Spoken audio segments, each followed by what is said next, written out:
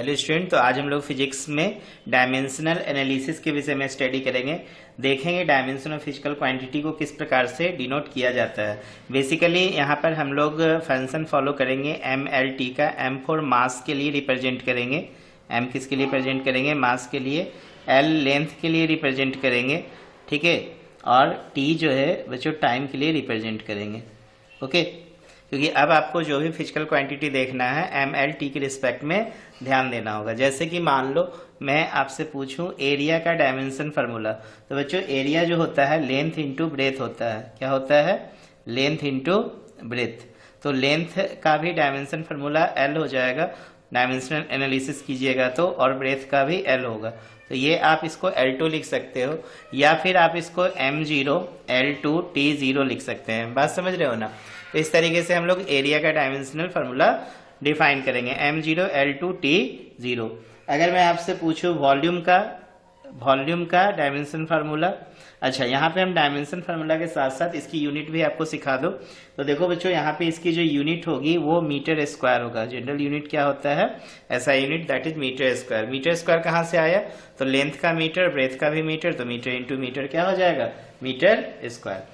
चलो वॉल्यूम का अगर हमें डायमेंशन फार्मूला देखना है तो ये देखो, लेंथ लिखोगे, लेंथ गुना ब्रेथ इंटू क्या लिखेंगे हम लोग? हाइट। या फिर हम एरिया को हाइट से मल्टीप्लाई करेंगे तो हमें वॉल्यूम मिलेगा। तो देखो यहाँ पे लेंथ का भी जो होगा डायमेंशन फार्मूला एल होगा, ब्रेथ का भी एल होगा और हाइट का भी एल होगा। तो आप इसको क्या लिख सकते हो? एल क्यू लिख सकते हो। एल क्यू को हम लोग कैसे रिप्रेजेंट करेंगे? M0 L3 T0। और इसके जो जनरल यूनिट होंगे ऐसा यूनिट, वो मीटर क्यू हो जाएगा। क्या हो जाएगा? Meter cube, okay. तीसरा हम लोग ध्यान देंगे बच्चों डेंसिटी के विषय में। किसके विषय में? डेंसिटी। डेंसिटी का फार्मूला होता है बच्चों मास अपॉन वॉल्यूम। डेंसिटी बराबर क्या होगा? Mass upon volume. तो देखो मास को कैसे डिफाइन करोगे? तो मास सिंपल m लेंगे, ठीक है ना, मास दैट इज m। और वॉल्यूम को अभी हम लोगों ने निकाला है ना LQ, तो m by LQ is equal to ml पे पावर -3। तो आप इसको लिख सकते हो ml पे पावर -3 और T0, ठीक है। और इसकी जो यूनिट होगी तो मास का किलोग्राम होता है और नीचे मीटर क्यू, तो आप इसको लिख सकते हो किलोग्राम पर मीटर क्यू। बात समझ रहे हो ना? तो किलोग्राम पर मीटर क्यू जो होगा डेंसिटी की इस ऐसा यूनिट होगी। चलो इसके बाद हम लोग देखते हैं नेक्स्ट फोर्थ नंबर। देखो फोर्थ नंबर में हम लोग स्पेसिफिक ग्रेविटी के विषय में बातें करते हैं। स्पेसिफिक ग्रेविटी बच्चों, स्पेसिफिक ग्रेविटी का डायमेंशन फार्मूला लिखोगे डेंसिटी ऑफ बॉडी। क्या लिखोगे? Density of body. किसी भी बॉडी का डेंसिटी में आप डेंसिटी ऑफ वाटर से डिवाइड कर दो। Density of water. बच्चों यहाँ पे डेंसिटी ऑफ वाटर कितना लेना? 4 डिग्री C। कितना लेना? 4 डिग्री C। आगे चल के आप पढ़ोगे वाटर की डेंसिटी 4 डिग्री C पे जब हम स्टडी करेंगे तो वाटर का एनामोलस बिहेवियर हम लोग वहां पर स्टडी करेंगे। क्लियर है ना? तो स्पेसिफिक ग्रेविटी कैसे फाइंड करोगे? तो density of body upon density of water at 4 degree C। अब देखो डेंसिटी की जो यूनिट होगी यहाँ पर क्या होगा? ml-3 होगा ना, और अपॉन ml-3 होता है ना, मास अपॉन वॉल्यूम।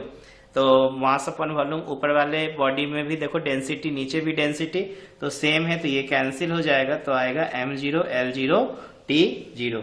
तो देखो जब ऊपर नीचे दोनों कैंसिल हो गया तो ये क्या हो गए? इसके पास कोई डायमेंशन नहीं है और इसके पास कोई यूनिट भी नहीं। It has no unit. It has no unit, याद रखोगे।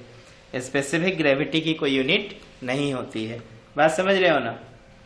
चलो इसके बाद जो है 5 नंबर हम लोग देखेंगे। इससे पहले आपने पढ़ा होगा dimension less variable, dimension less constant, ठीक है। तो अब देखो यहाँ पे क्लियर हो रहा है ना ये सारी चीजें।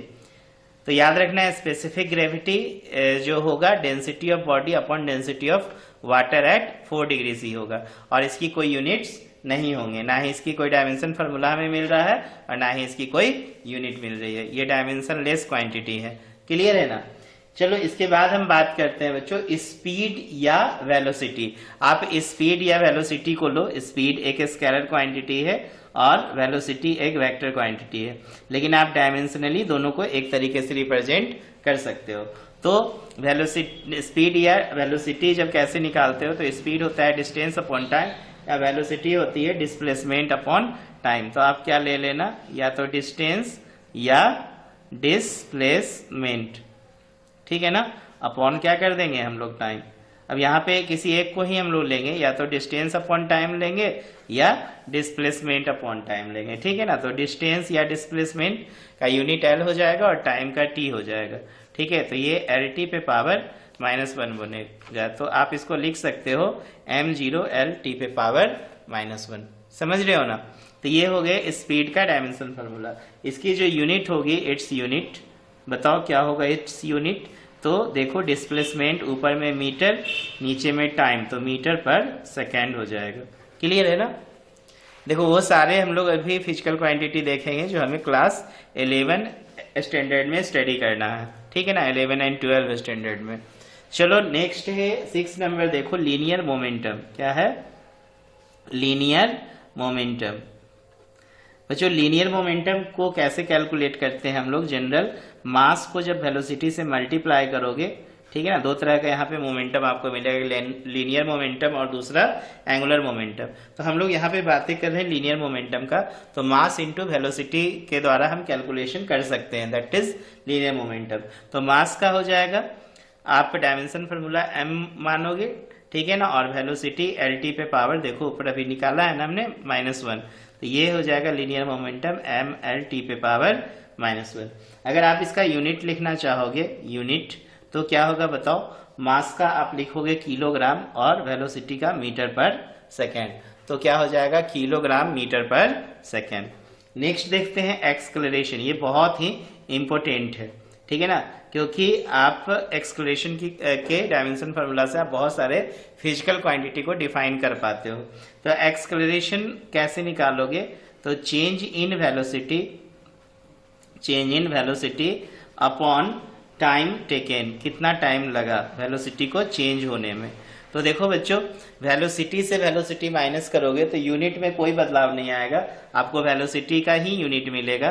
तो एल टी पे पावर -1 ही ऊपर में मिलेगा और टाइम जो है टी मिलेगा। हमेशा याद रखना, अगर कोई बोले एल टी पे पावर -1 में एल टी पे पावर -1 माइनस करोगे तो एल टी पे पावर -1 ही बचेगा, ठीक है ना, क्योंकि यूनिट जो होते हैं एडिशन में वही सेम वैल्यू मिलेंगे और सब्सट्रैक्शन में भी सेम वैल्यू मिलेंगे। हाँ, मल्टीप्लीकेशन और डिवीजन में वैल्यू चेंज हो जाएंगे। जैसे एल टी पे पावर -1 को डिवाइड करोगे एल टी पे पावर -1 से, तो पूरी तरह से कैंसिल होकर 1 आ जाएगा। लेकिन जब हम एल टी पे पावर -1 में एल टी पे पावर -1 माइनस करेंगे तो वही एल टी पे पावर -1 बचेगा, क्योंकि वेलोसिटी में वेलोसिटी माइनस करोगे तो रिजल्ट आपको वेलोसिटी ही मिलेगा। क्लियर है ना।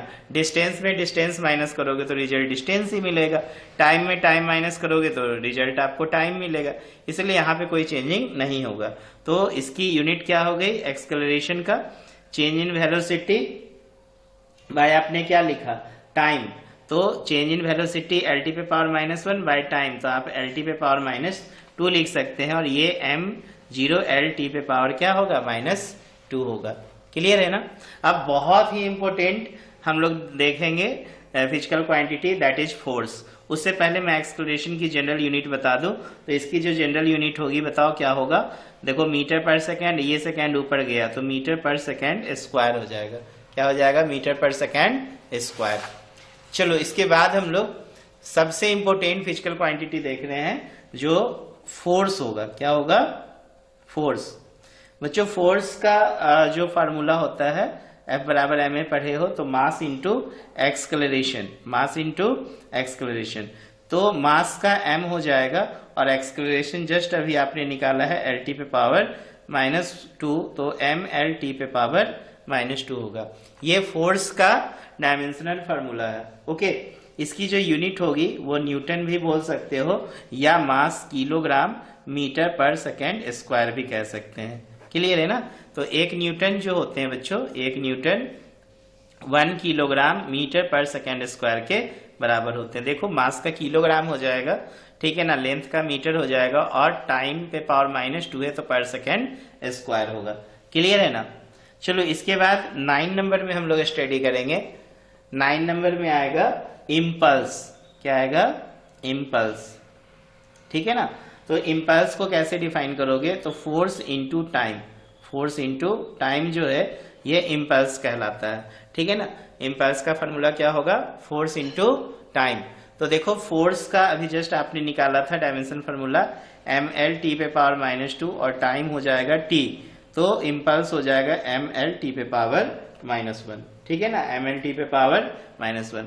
अब इसकी यूनिट जो होगी, देखो यूनिट हो जाएगा फोर्स का न्यूटन और टाइम का सेकेंड, तो न्यूटन सेकेंड होगा, या फिर आप इसको लिख सकते हो किलोग्राम मीटर पर सेकेंड स्क्वायर इंटू सेकेंड, ठीक है। तो ये क्या आ जाएगा रिजल्ट, किलोग्राम मीटर पर सेकेंड। समझ में आ रहा है ना। देखो से 1 सेकेंड और ये -2, 1 में से -2 जाएगा तो -1 बचेगा। इसके बाद देखो नेक्स्ट है 10 नंबर। 10 है आपके पास फिजिकल क्वांटिटी प्रेशर। क्या है 10 में, क्या है फिजिकल क्वांटिटी प्रेशर। तो प्रेशर को कैसे हम लोग डिफाइन करते हैं बच्चों, तो प्रेशर जो होता है फोर्स अपॉन एरिया होता है। अलग अलग जगह पे प्रेशर को हम अलग अलग तरीके से डिफाइन करेंगे, बट नॉर्मली प्रेशर बराबर होता है फोर्स अपॉन एरिया। तो जस्ट अभी देखो फोर्स का आपने निकाला ml t पे पावर -2, एरिया हो जाएगा L2, तो ये बचेगा ml पे पावर -1, 1 में से देखो 1 में से 2 जाएगा और ये -2 हो जाएगा। यूनिट क्या होगा, तो फोर्स का यूनिट होता है, जनरल यूनिट इसकी क्या होगी, फोर्स का न्यूटन और एरिया का मीटर स्क्वायर, नीचे तो न्यूटन पर मीटर स्क्वायर होगा। क्लियर है ना, याद रहेगा। चलो इसके बाद एक बहुत ही इंपॉर्टेंट जो आपके एग्जाम में भी बराबर पूछे जाते हैं, universal constant of gravitation. Universal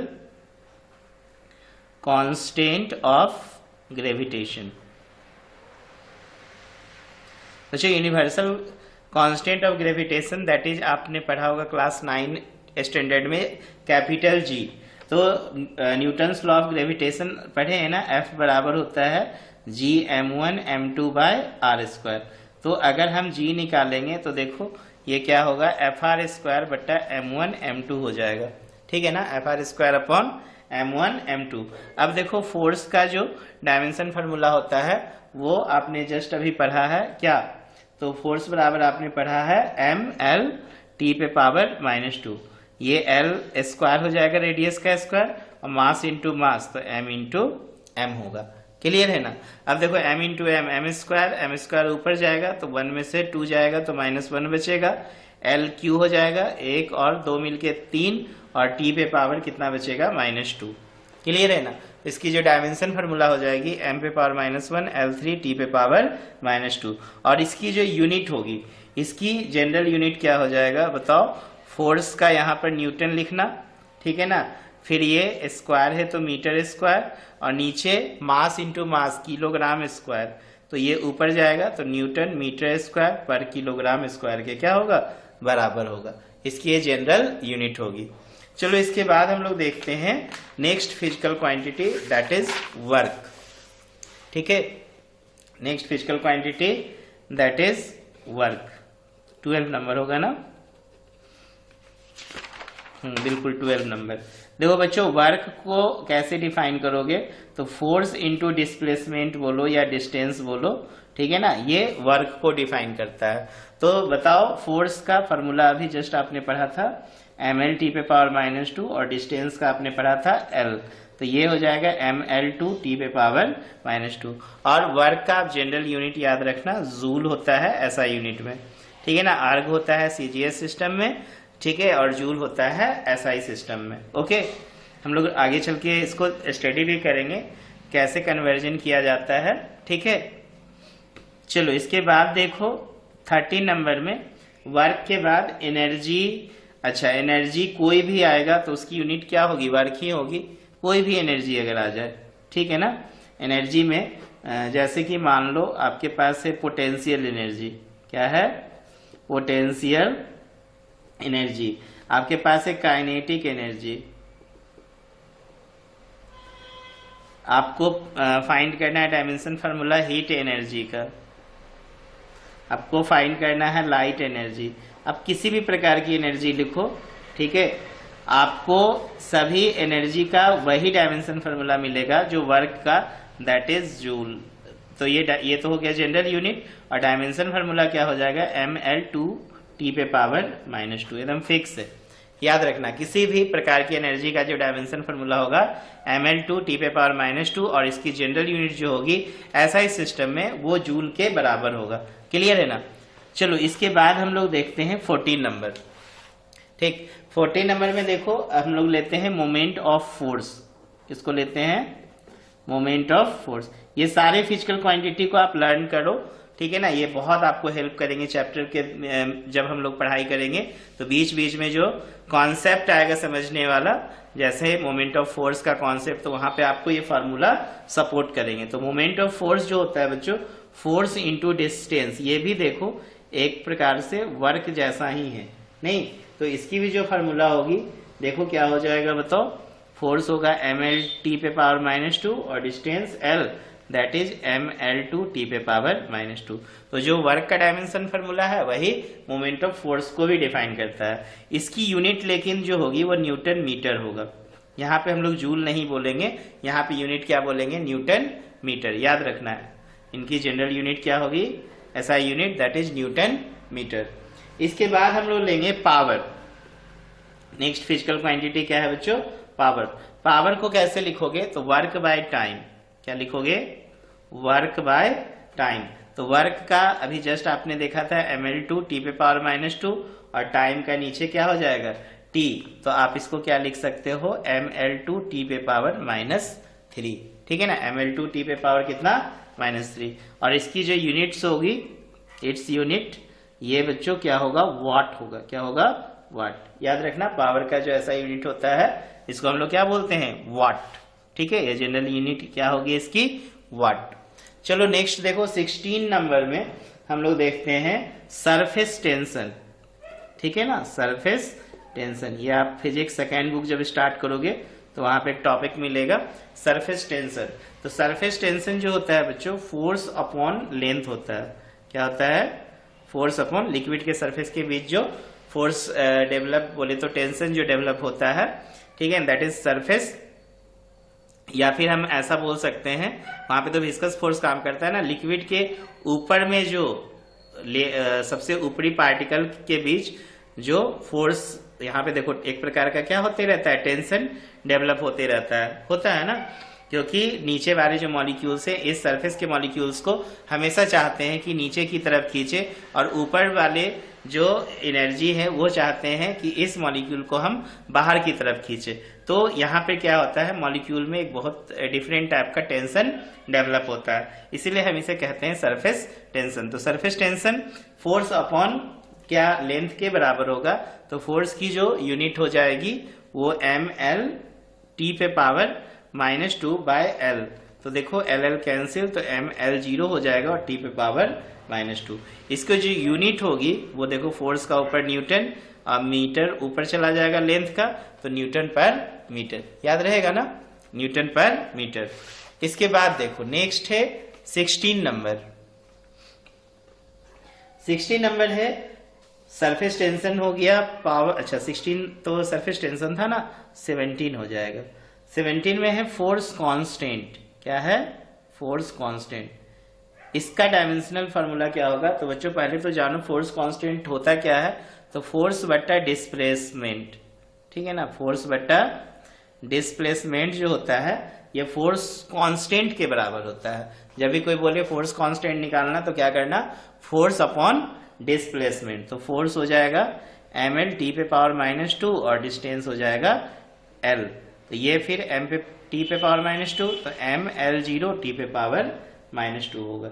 इसकी जो यूनिट होगी वो न्यूटन फोर्स, और मीटर ऊपर चला जाएगा, तो इट्स यूनिट जो हो जाएगा वो न्यूटन पर मीटर हो जाएगा, ठीक है ना। क्या हो जाएगा, न्यूटन पर मीटर।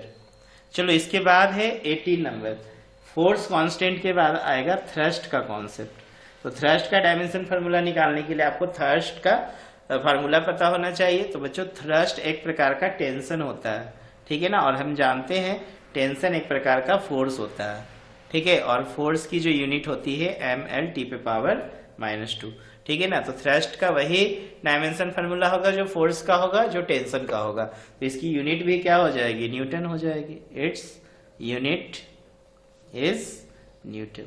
ठीक है, चलो 19 नंबर पे हम लोग आते हैं और देखते हैं स्ट्रेस। बच्चों स्ट्रेस जो होता है फोर्स अपॉन एरिया के द्वारा हम लोग कैलकुलेट करते हैं। किसके द्वारा? Force upon area. तो फोर्स होगा ml t पे पावर -2 और एरिया हो जाएगा L2। तो ये हो गया m l पे पावर -1, 1 में से 2 जाएगा और t पे पावर -2। इसकी जो यूनिट होगी, इट्स यूनिट, देखो यूनिट क्या होगा, फोर्स का ऊपर में न्यूटन, ये एरिया ऊपर चला जाएगा। ठीक है, तो ये मीटर पर मीटर स्क्वायर हो जाएगा ना, तो न्यूटन पर मीटर स्क्वायर, ये थ्रस्ट स्ट्रेस का यूनिट होगा। किसका यूनिट होगा? स्ट्रेस का। चलो 20 नंबर पे आते हैं और हम लोग देखते हैं स्ट्रेन।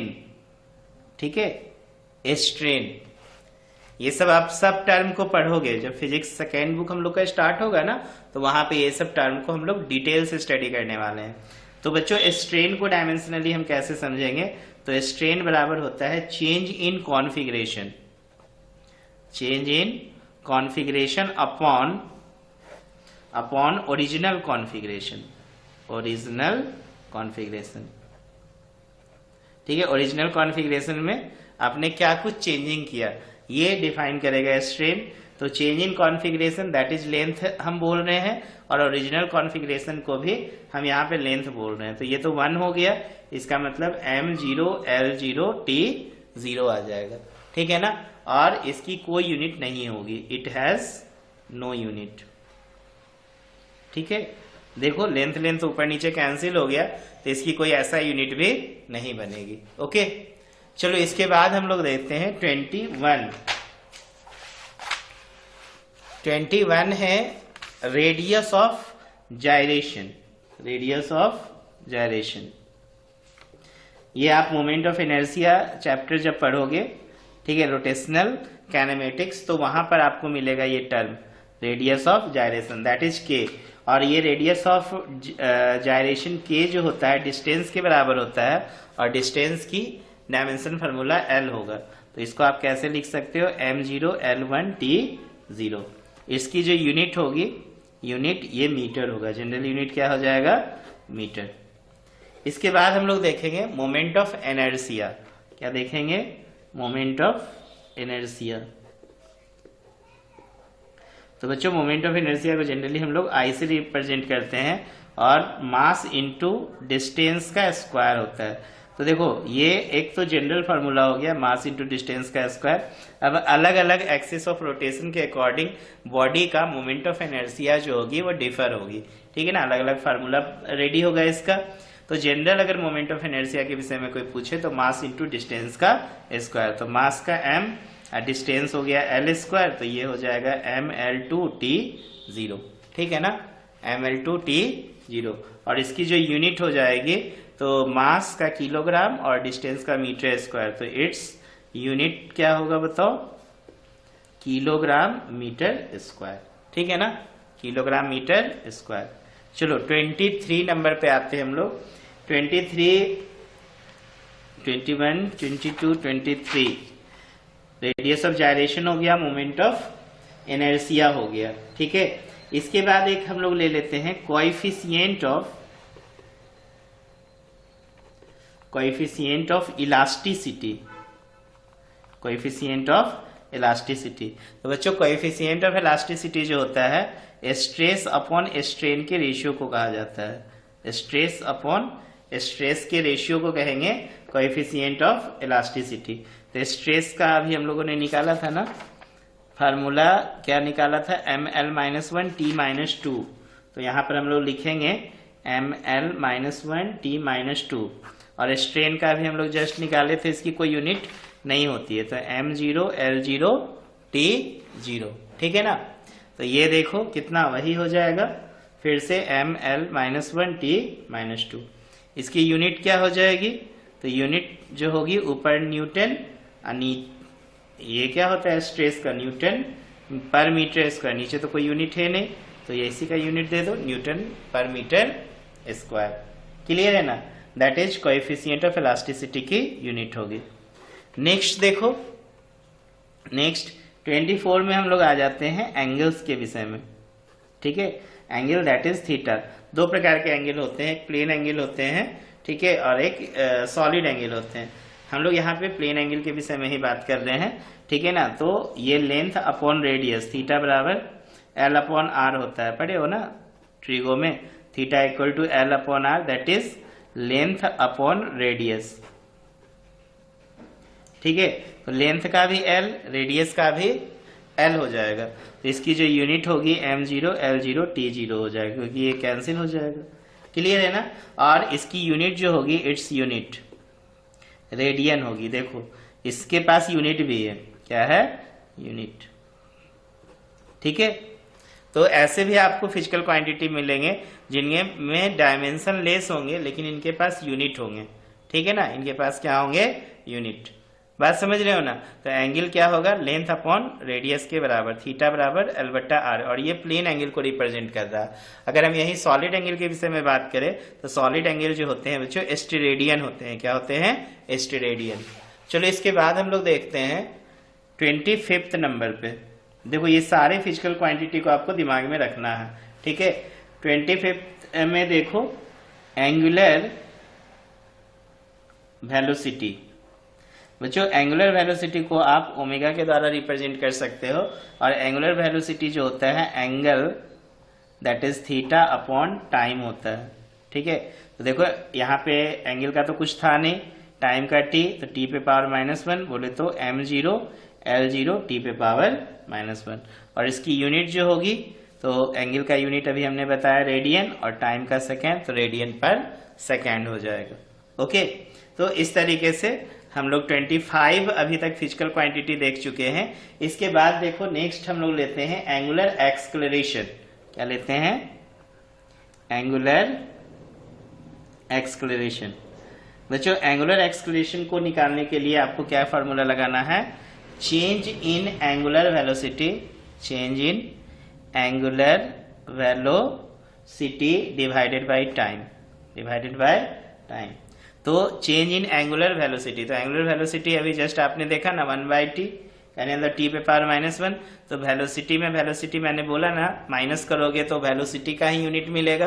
तो यहाँ पे भी जो आपको यूनिट मिलने वाला है वो क्या मिलेगा बताओ, change in angular velocity t पे पावर -1, ठीक है ना, और टाइम हो जाएगा t, तो ये t ऊपर गया तो t पे पावर -2 हो जाएगा। इसका मतलब m0 l0 t पे पावर -2 होगा। क्लियर है ना, m0 l0 t पे पावर -2, और इसकी जो यूनिट होगी वो देखो ऊपर हो गया change in angular velocity radian पर सेकेंड, और ये सेकेंड फिर ऊपर चला गया ना, तो रेडियन पर सेकेंड स्क्वायर हो जाएगा। क्या हो जाएगा, रेडियन पर सेकेंड स्क्वायर। चलो अब हम लोग 27 नंबर पे देखते हैं। बच्चों 27 नंबर में आएगा एक एंगुलर मोमेंटम, लिख लो, ठीक है। मैं कोशिश करता हूं कम से कम 40 फिजिकल क्वांटिटी आज हम लोग स्टडी करेंगे, ठीक। तो एंगुलर मोमेंटम आई ओमेगा के द्वारा रिप्रेजेंट किया जाता है। किसके द्वारा, आई ओमेगा। बच्चों आई क्या है, मोमेंट ऑफ इनर्शिया, आई क्या है, मोमेंट ऑफ इनर्शिया, और ओमेगा क्या है, एंगुलर वेलोसिटी, ठीक है। आई क्या है बताओ, मोमेंट ऑफ इनर्शिया, और ओमेगा क्या होगी, एंगुलर वेलोसिटी। तो कैसे फाइंड आउट करोगे, तो आई का हम लोगों ने निकाला था अभी ml, कितना निकाले थे 2, देखो आई हो गया मोमेंट ऑफ इनर्शिया, ठीक, मोमेंट ऑफ फोर्स हो गया, फिर थ्रस्ट हो गया, पावर हो गया, यूनिवर्सल कांस्टेंट MY नहीं निकाले थे क्या, हाँ निकाले तो है, ML2 निकाले हैं, ठीक है। देखो यहाँ पर मोमेंट ऑफ इनर्शिया दिख रहा है ना, मोमेंट ऑफ इनर्शिया ML2, तो यहीं पर हमने लिखा है ML2, ठीक है ना, आई का मान। और फिर इसके बाद क्या आएगा बताओ, ओमेगा, ओमेगा जस्ट अभी आपने निकाला है t पे पावर -1, ठीक है। तो ML2 t पे पावर -1 हो जाएगा, और इसकी यूनिट क्या हो जाएगी, तो यूनिट याद रखना किलोग्राम मीटर स्क्वायर पर सेकेंड। क्लियर है ना, क्योंकि मोमेंट ऑफ इनर्शिया का यूनिट होता है किलोग्राम मीटर स्क्वायर, और यहाँ पे पर टाइम है तो पर सेकेंड हो जाएगा। चलो इसके बाद देखो 28 नंबर में आएगा एंगुलर मोमेंटम हो गया। अब क्या बच गया आप लोग का, टॉर्क। चलो टॉर्क को ले लेते हैं, टाउ, ठीक है। तो टाउ निकालने का फॉर्मूला है आई इंटू अल्फा। आई हो गया मोमेंट ऑफ इनर्शिया, ठीक है, और अल्फा हो गया एंगुलर एक्सक्लरेशन, ठीक है ना। Moment of inertia into angular acceleration के प्रोडक्ट को हम यहाँ पर क्या बोल रहे हैं, टाउ। तो आई बराबर अभी आपने देखा ml2 और अल्फा आपने देखा टी पे पावर -2, दैट इज एंगुलर एक्सक्लरेशन। क्या पढ़ोगे इसको, एंगुलर एक्सक्लरेशन। तो ये क्या होगा, ml2 टी पे पावर -2 होगा। इसकी यूनिट जो होगी, इसकी यूनिट न्यूटन मीटर होगा। क्या हो जाएगा, न्यूटन मीटर। समझ में आ रहा है ना। चलो इसके बाद हम लोग देखते हैं 29 नंबर। बच्चों 29 नंबर में वेव लेंथ लेते हैं। वेव लेंथ बच्चों, वेव लेंथ को हम लोग लेमडा से रिप्रेजेंट करेंगे, और वेव लेंथ होता है लेंथ ऑफ वन वेव को कहा जाता है। वेव लेंथ पढ़े हो ना, length between two crest, length between two trough, या length of complete one oscillation is known as wavelength. तो हम क्या कह सकते हैं यहाँ पे, length of one wave that is wavelength, ठीक है, दैट इज डिस्टेंस। तो डिस्टेंस की यूनिट क्या होती है, एल। तो आप इसको कैसे रिप्रेजेंट करोगे, m0 l1 t0, और इसकी यूनिट जो हो जाएगी, इट्स यूनिट नॉर्मली मीटर की तरह लिखेंगे, ठीक है। इसके बाद देखो नेक्स्ट हम लोग आते हैं फ्रीक्वेंसी को समझते हैं। तो बच्चों फ्रीक्वेंसी जो होता है, number of vibration, number of vibration divided by second. Number of oscillation बोलते हो ना per second is known as frequency. तो number of vibration by second, time ले लिए, दैट इज 1/t बोलो या t पे पावर क्योंकि नंबर की कोई यूनिट नहीं होती है, सेकेंड का टाइम होगा तो t पे पावर -1। तो आप इसको डायमेंशनली m0 l0 t पे पावर -1 लिख सकते हैं। इसको जो यूनिट होगी, इट्स यूनिट पर सेकेंड बोलो, ठीक है ना, या हर्ट्ज बोलो। 1 का मतलब होता है 1 सेकेंड में 1 ऑक्सीलेशन, 2 का मतलब होता है 1 सेकेंड में 2 ऑक्सीलेशन, 3 का मतलब 3 ऑक्सीलेशन। उसी तरह यदि 10 बोलो तो 1 सेकेंड में 10 ऑक्सीलेशन क्या होगा, कंप्लीट होगा। इस तरीके से क्लियर है ना, समझ में आ रहा है ना। चलो इसके बाद हम लोग देखते हैं 31 ले लेते हैं हम लोग फ्रीक्वेंसी के बाद। Velocity of light in vacuum, क्या लेते हैं, velocity of light in vacuum. देखो वेलोसिटी ऑफ लाइट का वही फॉर्मूला होगा जो वेलोसिटी का होता है, क्योंकि velocity of light in vacuum जो होता है distance travel by time, that is lt पे पावर -1। तो इसमें तो बहुत ज्यादा कुछ करना नहीं है, इसकी यूनिट जो हो जाएगी मीटर पर सेकेंड होगा, ठीक है। इसके बाद आ जाओ वेलोसिटी ग्रेडियंट। तो बच्चों जब भी कोई डिस्टेंस के रिस्पेक्ट में कोई चीज चेंज होता है तो हम उसको ग्रेडियंट बोलते हैं। तो वेलोसिटी ग्रेडियंट का मतलब वेलोसिटी डिस्टेंस के रिस्पेक्ट में क्या हो रहा होगा, चेंज हो रहा होगा। तो वेलोसिटी ग्रेडियंट जो हो जाता है वेलोसिटी बाय डिस्टेंस हम लोग कहते हैं, वेलोसिटी अपॉन डिस्टेंस। तो वेलोसिटी की यूनिट जो हो जाएगी lt पे पावर -1 और डिस्टेंस हो जाएगा l, तो ये l² t पे पावर -1 हो जाएगा, ठीक है। l² t पे पावर -1 होगा ना वेलोसिटी ग्रेडियंट। गलत किए क्या, हाँ, लेंथ से लेंथ कैंसिल हो गया तो l² नहीं होगा, t पे पावर -1 होगा, ओके, कोई दिक्कत। और तो कैसे इसको लिखोगे, m0 l0 t पे पावर -1, और यूनिट क्या हो जाएगा बच्चों, पर सेकेंड, ठीक है ना। चलो इसके बाद हम लोग देखते हैं 32 हो गया ना, 33 में समझो।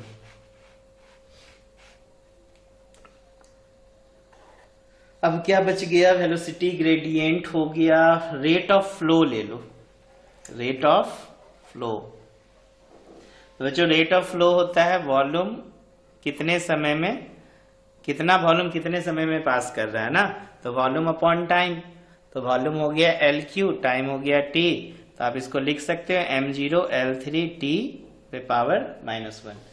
यूनिट क्या हो जाएगा, तो वॉल्यूम हो जाएगा मीटर क्यू, और सेकेंड ऊपर गया तो इट्स यूनिट जो हो जाएगा मीटर क्यू पर सेकेंड, ठीक है। चलो इसके बाद हम लोग आते हैं 34 नंबर्स पे, ठीक। रेट ऑफ फ्लो हो गया, इसके बाद प्लैंक्स कांस्टेंट, ठीक है, प्लैंक्स कांस्टेंट। ये सारे आप फिजिकल क्वांटिटी पढ़ोगे फिजिक्स में, केमिस्ट्री में, ये सारे में, ठीक है ना। प्लैंक्स कांस्टेंट को हम लोग H से भी रिप्रेजेंट करते हैं और ये होता है एनर्जी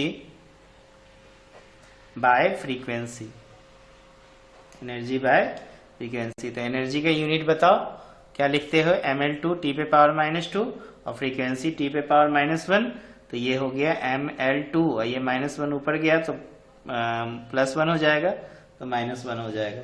इट्स यूनिट एनर्जी, और ये सेकेंड ऊपर जाएगा तो पर सेकेंड ऊपर गया तो सेकेंड बन गया, तो जूल सेकेंड हो जाएगा।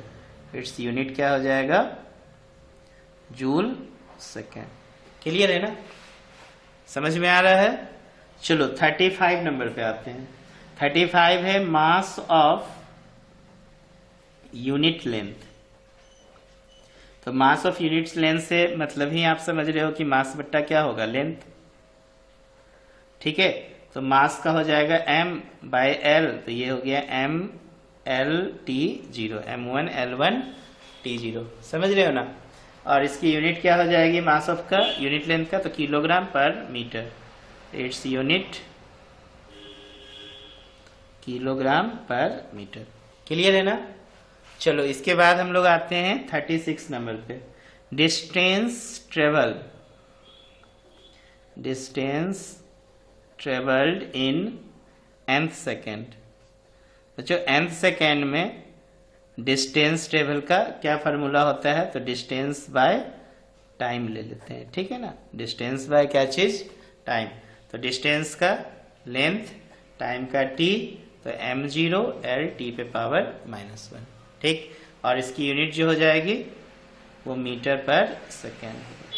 क्लियर है ना, याद रहेगा। चलो इसके बाद हम लोग लास्ट देखते हैं 40 मैंने बोला है तो 40 तक करेंगे, ठीक है।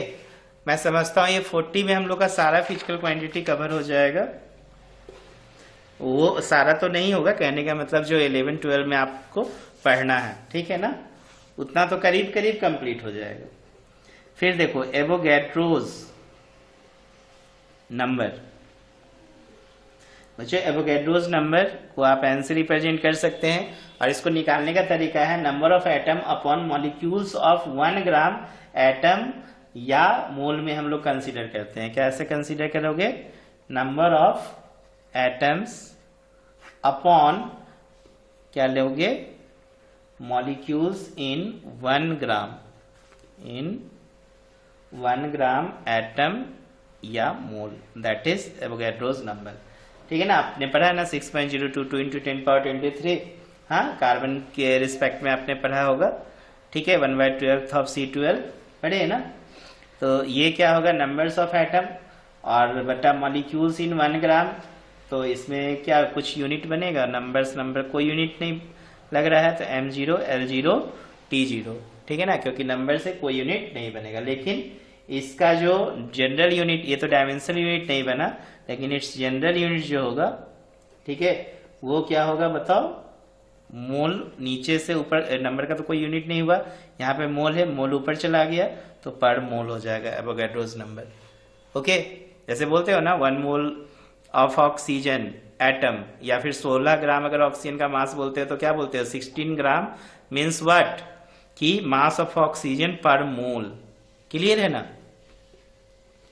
38 नंबर पे हम लोग आते हैं रेनॉल्ड नंबर। रेनॉल्ड, ये सब के विषय में बस थोड़ा बहुत जान लो, आगे हम लोग पढ़ेंगे, ठीक है ना। रेनॉल्ड नंबर, ये हम लोग रो डी, ठीक ना, और बाय ईटा बोलते हैं, रो डी न्यू बाय ईटा। इसकी कोई यूनिट नहीं होती, इट हैज नो यूनिट, ना इसकी कोई डायमेंशन फार्मूला होगी ना इसकी यूनिट होगी, it has no unit, it has no unit. तो जब आएगा देखेंगे हम लोग रेनॉल्ड नंबर किसे कहते हैं, ठीक है ना। कुछ खास कैलकुलेशंस को बताया गया है। चलो 39 में एक और खास तरह का कैलकुलेशन आएगा, रिडबर्ग कांस्टेंट। कौन आएगा, रिडबर्ग कांस्टेंट, ठीक है। इसको आप आर से रिप्रेजेंट करेंगे। ये इसका वैल्यू होता है 2π² m के के 4 होता है, के स्क्वायर नहीं 4 ही है, स्क्वायर होगा, ई पे पावर 4 बटा सी एच क्यू। ठीक है, इसकी डायमेंशन फार्मूला जो होगी m0 l पे पावर -1 t0 होता है। ठीक है ना, अभी आप इसको याद कर लेना, इट्स यूनिट जो होगा पर मीटर होगा। ठीक है, इसे हम लोग डिटेल से आगे पढ़ेंगे, अभी हम शॉर्ट में बता दे रहे हैं। इसकी भी कभी कभी क्वेश्चंस पूछता है कि रेनॉल्ड नंबर का क्या यूनिट होता है, रेडबर्ग कांस्टेंट का क्या डायमेंशन फार्मूला होता है, क्या यूनिट्स होते हैं। ठीक है ना, एंड लास्ट देखो, एक आपको फिजिकल क्वांटिटी मिलेगी, coefficient of viscosity. Coefficient of viscosity, इसको हम लोग ईटा से रिप्रेजेंट करते हैं। ठीक है, तो ये फार्मूला आएगा F इंटू आर बट्टा ए इंटू वी के बराबर होता है। ठीक है, तो यहाँ पे इसकी डायमेंशन फार्मूला जो होगी, डायमेंशनल फार्मूला, ठीक, ये हो जाएगा ml पे पावर -1 t पे पावर -1। देखो यहाँ पे पहले फोर्स का लिख लेना, mlt पे पावर -2, रेडियस l हो गया, एरिया l स्क्वायर हो गया, अभी हो गया l t पे पावर -1। तो देखो ये l कैंसिल, ये l ऊपर जाएगा तो ml पे पावर -1 और ये t -1 गया तो एक -1 हो गया तो +1, 1 में से 2 जाएगा, t पे पावर -1 बचेगा। और इसकी यूनिट जो होती है, इसकी यूनिट याद रखोगे, एज पास्कल सेकेंड होता है। ठीक है, क्या होती है, पास्कल सेकेंड। तो आई होप आपको अच्छे से समझ में आया होगा 40 डायमेंशनल फार्मूला, 40 फिजिकल क्वांटिटी का। तो चलो आज के लिए इतना ही। चलो वीडियो को वॉच करने के लिए बहुत बहुत धन्यवाद और मेहनत करो।